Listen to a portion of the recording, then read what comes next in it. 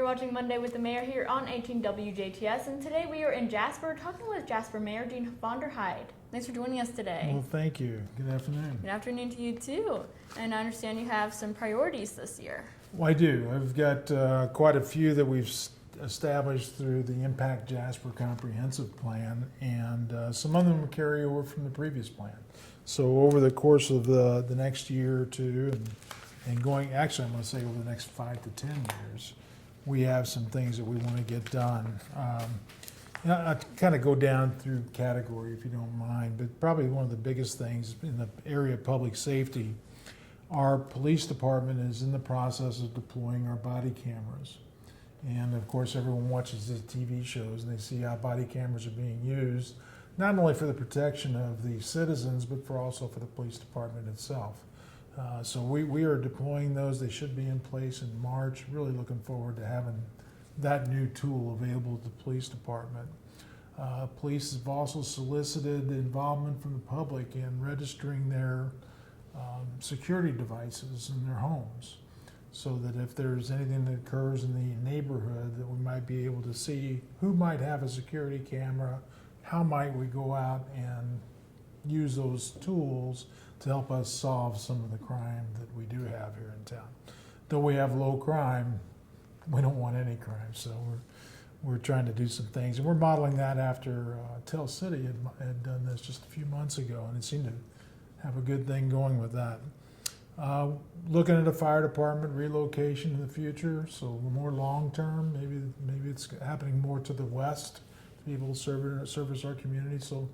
So when it really comes to public safety and security, it's something that we keep in the forefront. Other projects that are underway, we do have the Partnership Commission with Foffenweiler, and we've got a trip planned this summer. Really looking forward to working with them and meeting with them, seeing what we can do more from an economics and social culturalization exchange.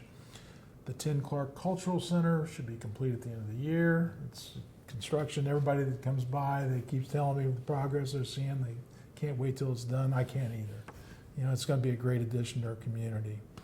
The why, one of the things that keeps coming up is what are we going to do there? Because we got this old eyesore, and we're working through. We've done environmental phase 1 and 2. We think there's an opportunity to do something with that property and to move it, either demo the property and do something new with it, or sell it off, one of the two. And then, of course, there's the Mid-State Corridor, which is really big. We've been involved in that. So, multi-year project, and it'll still require a lot of resources from this community. We've got a new clerk secretary here in the community, and our city clerk is Alan Seifert. And Alan has come on board. He's very energetic. He had a lot to learn, with Juanita with 24 years of service. So with Alan coming on board, new orientation, we're trying to put together a financial plan, looking out over the next many years and our different funds and how those funds are going to be used, so that we can plan out and know that we're going to have the resources we need to complete these projects. That's a big deal. So it gives us, everybody's singing off the same sheet. We're not competing for the funding sources. Education's always big.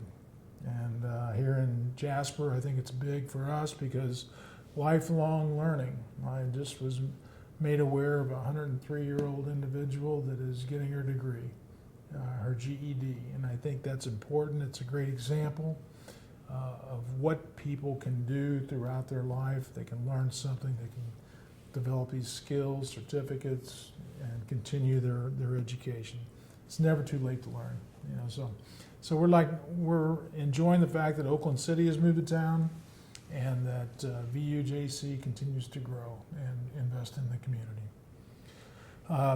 There's a lot of other things that are going on. Of course, one of the big things continuing is infrastructure. We constantly are developing a plan to replace old infrastructure so that we don't have to go out and repair, especially during those cold months. So that's a big deal. And so whether it's water, gas, sewer, or stormwater, we're out there, and roads, we're working on that all the time. So we put together our plans for 2020 and beyond.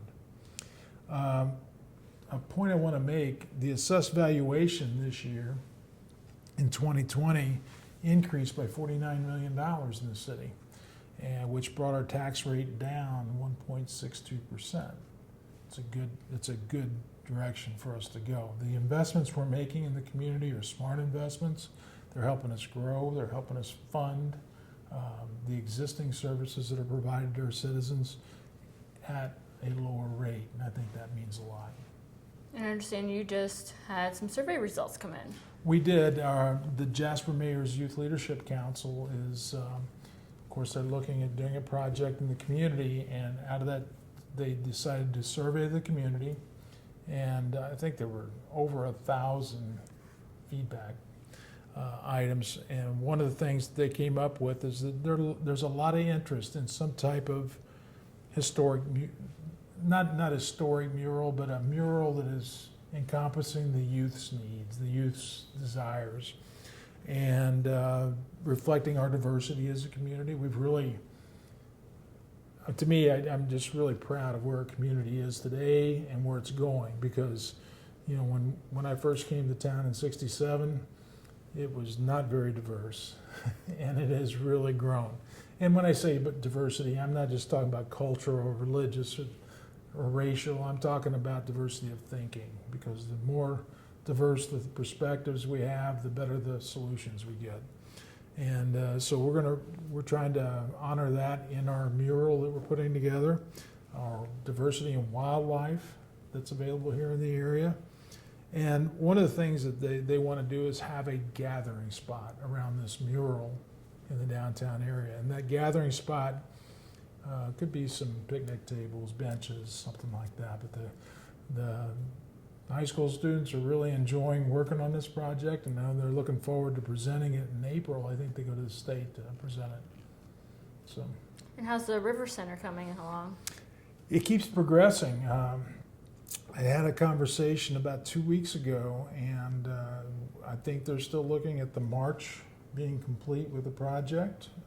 Now, whether or not everything is filled, it's probably going to take a little time for it to be completely filled, you know, as far as all the spaces.